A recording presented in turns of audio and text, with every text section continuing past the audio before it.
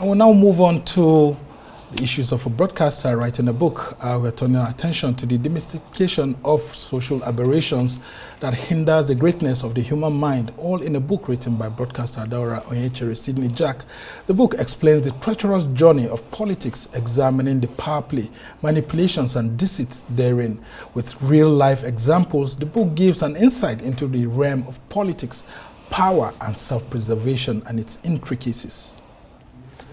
Well, author and broadcaster Adaora Onyechere, Sydney Jack, joins me now to look at the intricacies of the political landscape as highlighted in her book. Thank you so much, Adaora, for joining me.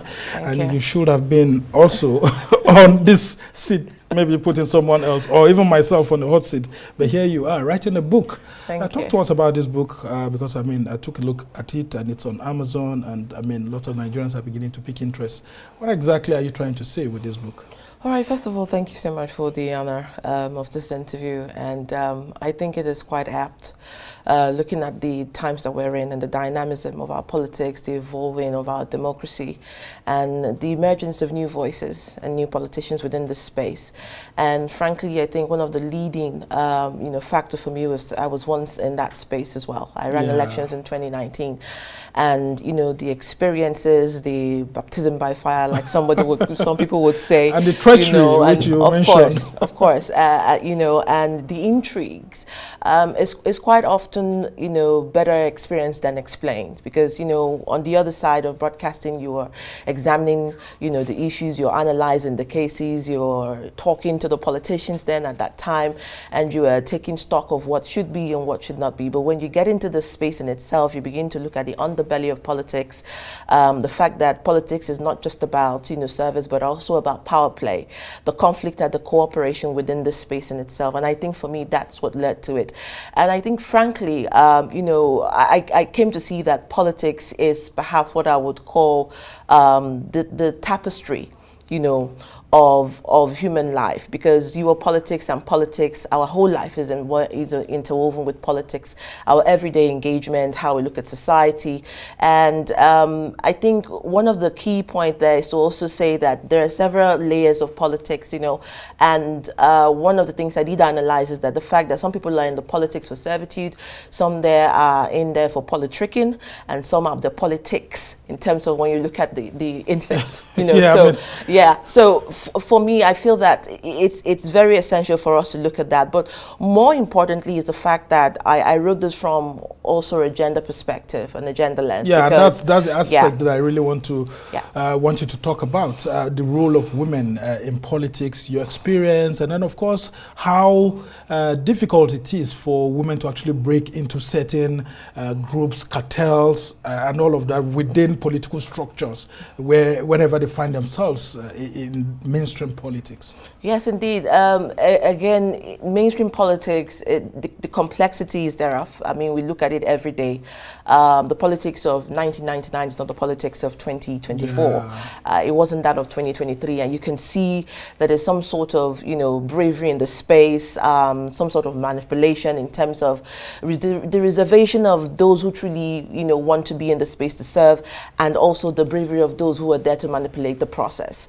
And again, it looks at the issue of, you know, control and power. So some people want to come into the space to, you know, have power, to access power, to be able to use power, perhaps to be able to expose the spaces and the landscapes in which they're involved in, and bring in some, you know, remarkable turnaround. And some people want it for control, to be able to manipulate the system, to be able to embolden thievery, to be able to, you know, co-opt into the spaces where the big boys or the big girls are. But I think for women, I first of all want to say from a place of, I mean, what's the purpose in itself, and what's the preparedness, and what's the planning?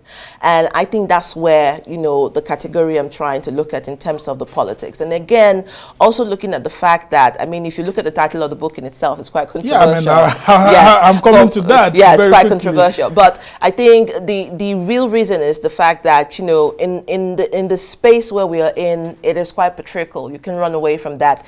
Our politics have been masculinized over the years, and they will tell you if you go into politics as a woman, be ready to be masculinized. You'll no longer be looked at as a she. You know, they refer to you as the men in the game. But the truth is, we do not have to defeminize, you know, the gender just because we want to get into a space where we want to participate effectively to bring capacity to bear.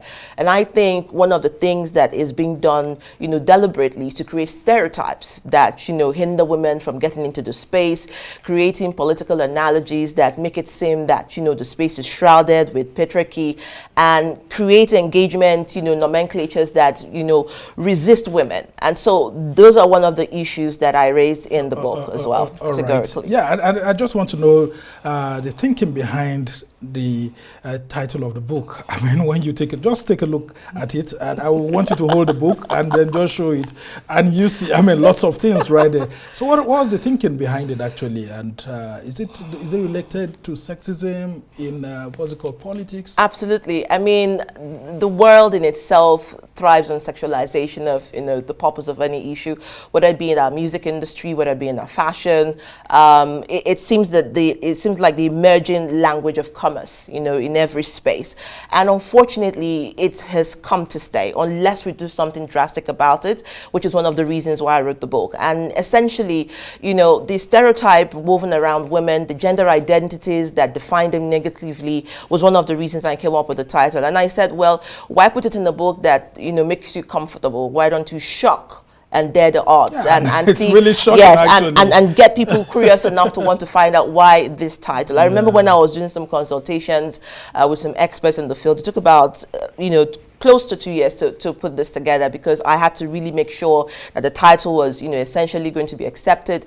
It was also basically because I knew that it will get into broadcasting, mainstream broadcasting, and perhaps there will be teenagers and young people. And so if you look at the title, I sort of left, you know, a few words to, to your imagination. It was a deliberate attempt, absolutely. Actually, yeah. But I think the key thing there is that, you know, whether we like it or not, there are some issues that we need to deal with. And if we're not drastic, if we don't make it an emergency, we will keep seeing, you know, the shrinking spaces for women.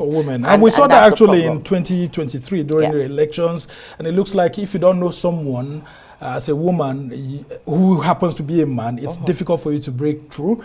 And if you get to a certain position or win an election, the tendency is that it's because you know this man or this leader or so. Why is it difficult for people to want to accept women for exactly who they are and say, this is based on their fit, this is based on their strategy, winning this election was based on their capacity rather than knowing someone or being a friend to someone?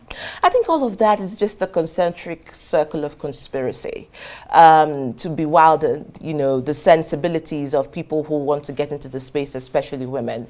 And I say this because, I mean, I first of all say you have to know yourself, and you have to figure out what you want to do, why you want to get into politics in the first place, and you begin to filter your space. There is no level of participation that does not need some level of consultancy. And again, it takes us back to mentorship and preparedness. And that is the road journey. And I can tell you that some of the trajectories that we have seen is that there is passion before the purpose. And so you're passionate, you know you have the capacity, and then how do you streamline it according to your purpose? Who is in that space already that you can take some level of leadership from? How do you get mentorship in that space? And like I always, you know, in spaces where I've worked with women groups and, you know, the conversation on feminism arises, you know, people say, oh, but really feminism is about the protection of the interest of women, either by a man or woman, for the sake of capacity, for the sake of equity.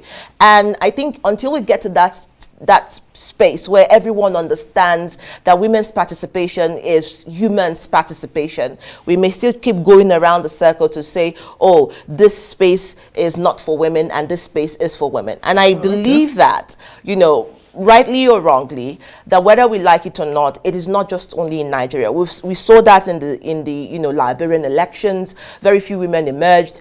We saw that again, unfortunately or fortunately for us in Nigeria, we saw Kenya evolve in the last elections with more women, taking the numbers. But I'm hoping that women will be able to dare the odds, because the space will shrink even smaller if we are not, emboldened to begin to take these issues as an emergency and not leave it to nomenclature. Okay, Adaora, that's one side. Now let's go to the other side, appointive jobs that have been offered to women, and then you see what's going on at the humanitarian ministry. 2 women, previous minister and incumbent minister, all caught up, and then there's a program manager who's also a woman. So 3 women in appointive positions and all under the searchlight. And a lot of Nigerians are really angry with what's going on over there at the humanitarian ministry. And I can tell you that some of the male politicians are beginning to have a rethink that what's really going on? Is it that the women want to outdo the men in terms of corruption allegations, or what exactly is going on? Will this be demoralizing to young girls who want to have a stint in politics? Okay, first of all, I say, why is it shocking to the men? I mean, it could have been a man. It could have been men all the way. It has always been. It has always been the men. I find this quite sexist, because at the end of the day, shouldn't the women be different? Yes, the women are different. However, I think that the expectation and the standards of higher morality is expected of the woman because of her nurturing kind of personality, because of how she is framed to be able to be accountable. What we see happening today, it is not a role of gender. It's a role of preparedness, preparation, planning, and institutional systems that we need to go back to look at the default lines. Not naivety?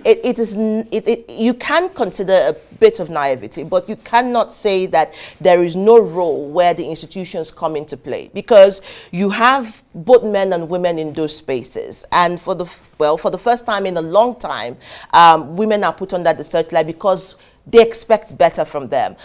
Even though the accusations seem a little, for some people very extraordinary, and some people sordid, the question is, what are the issues? How do we correct the issues? What are the resolutions, so that whether it is a man or woman that finds themselves in that kind of condition, they will be able to understand the policy guidelines that govern such institutions. Men are expecting so much, but men, the public expecting so much, because, but for example, Betta Edu, who happens to be the minister that has been suspended, absolutely, she's not just a woman; she's young, and after we had gone through the not too young to wrong thing, and with the decision of a lot of Nigerians to give more women, young women, opportunities, the thinking is that if women are getting into government and they are not prepared, then it means they really need to work very, very hard before they get into the position of power. I mean, I hear you, but it's always been the case of the old boys club, and who calls the cadets on them all the time. And not to sound, like I'm edifying the wrongs, but the truth of the matter is that let's get away from the razzmatazz and the glam and the sensitization of whether it's a woman or whether it's female. Let's look at the issues in place. We have a serious problem on our hand, and I think that's what Mr. President should be looking at. We're not looking at the fact that it's better I do, or Becca, or whoever it is.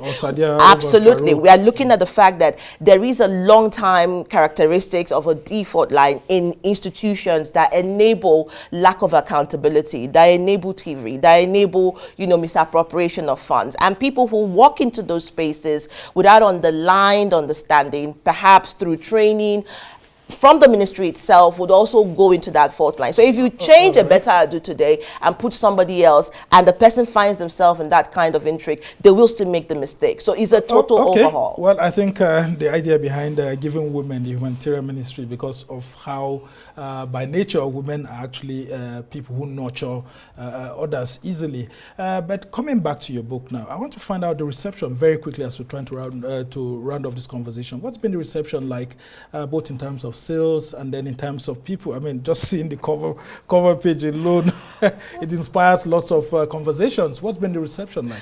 First, it was one of shock. oh, how, like, why?